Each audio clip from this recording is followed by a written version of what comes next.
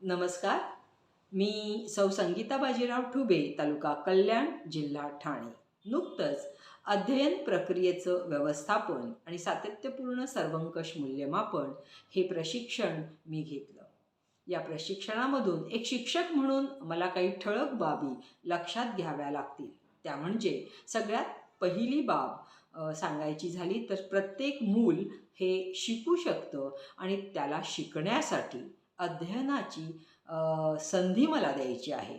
त्याला प्रेरणा मला द्यायची आहे जेणेकरून तो स्वयंप्रेरणेने शिकेल. म्हणजेच काय, तर त्याच्या अध्ययनात येणारे केवळ अडथळे मला दूर करायचे आहेत. त्याची समस्या सोडवण्यासाठी सुलभकाची भूमिका मला यापुढे करायची आहे. माझ्या वर्गाचे अध्ययन स्तर मला निश्चित करायचे आहेत. माझ्या त्या वर्गाच्या अध्ययन निष्पत्ती मला लक्षात घेऊन त्यानुसार मला काम करावं लागणार आहे. अर्थातच अध्ययन स्तर निश्चित केल्यामुळे माझ्या विद्यार्थ्यांचे असर, न्यास आणि पिसा रेड्डी विद्यार्थ्यांचे विविध गट तयार होतील, ज्याचा फायदा मला भविष्यात येणाऱ्या स्पर्धा परीक्षांसाठी माझे विद्यार्थी तयार होतील. या प्रशिक्षणामध्ये आणखीन एक महत्त्वाचा मुद्दा सांगायचा झाला तर भविष्यवेधी शिक्षण म्हणजे काय, ही संकल्पना अधिक स्पष्टपणे लक्षात आली.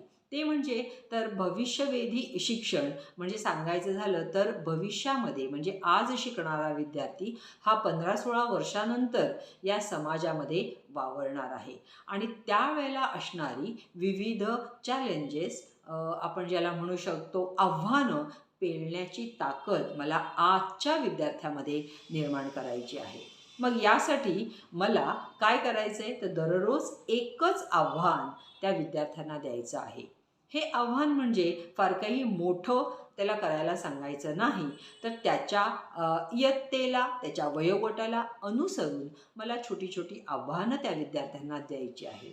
आता ही आव्हानं देत असताना वेळेचं बंधन मला द्यायचं आहे आणि जो विद्यार्थी सगळ्यात पहिलं ते आव्हान अचूकपणे पूर्ण करेल त्या विद्यार्थ्याबरोबर मला फोटो काढून त्याला कॅप्शन लिहायचं आहे, सेल्फी विथ सक्सेस.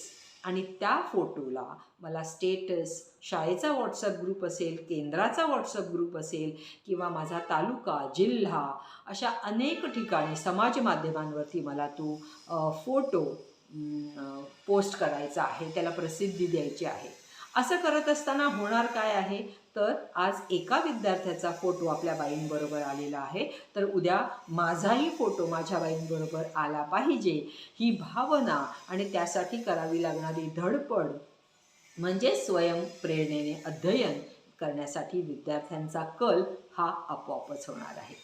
यानंतर मला महत्त्वाचा मुद्दा आणखीन एक सांगायचा आहे, तो म्हणजे जागतिक दर्जाची स्वीकार्यता. ही एक नवीन संकल्पना मला या प्रशिक्षणामधून समजली. म्हणजे आज शिकणारा विद्यार्थी हा कदाचित भविष्यामध्ये जगाच्या पाठीवर कुठेही जाऊन तो नोकरी करू शकतो. त्याच्या भविष्यामध्ये परदेशामध्ये नोकरीसुद्धा असू शकते आणि अशा पद्धतीची नोकरी मिळवण्यासाठी किंवा सक्षम त्याला बनवण्यासाठी त्या विद्यार्थ्याला त्या देशातील लोकांनी स्वीकारलं पाहिजे. अशा पद्धतीची जडणघडण त्या विद्यार्थ्याचा विकास मला करायचा आहे आणि म्हणून मला माझ्या अध्यापनामध्ये काही ठळक बदल आवर्जून लक्षात घ्यावे लागतील.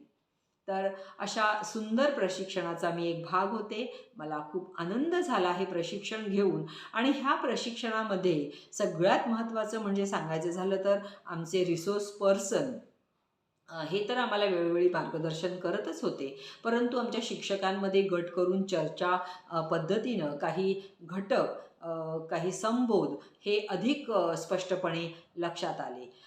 त्यामुळे चर्चेमुळे प्रत्येकाचे त्याच्या शाळेत असणारे त्यांनी घेतलेले उपक्रम किंवा एक त्याला दिशा ही प्रत्येकाला मिळालेली आहे.